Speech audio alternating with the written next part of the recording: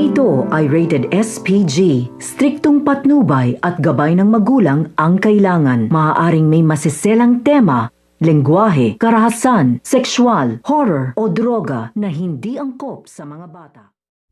So ito nga si Lola Tanding ay tuluyan na nga ditong dinampot ng mga pulis at dinala na nga ito dito nga sa presinto. Kaya tuluyan na nga ditong nakulong ito nga si Lola Tanding dahil nagsampa na nga dito ng kaso ito nga si Roda. So ito naman si Marites ay napapayak nga ito at hindi nga na dito alam kung paano nga dito magagawa ng paraan upang makalaya nga ito nga si Lola Tanding. Dahil malaking pera nga daw ang kanilang kakailanganin upang makalaya nga dito ito nga daw si Lola Tanding. At siguradong magagalit nga daw ito nga daw si Rigor pag nalaman nga dito ang nangyari at sinapit nito nga ni Lola Tanding na nakulong nga daw ito. So pakakaabangan nga natin dito ang pagkakakulong nito nga ni Lola Tanding at kung paano nga ito makakalaya. Yan ang ating mga pakakatutukan at pakakaabangan dito nga lang sa FPJ's Batang Quiapo.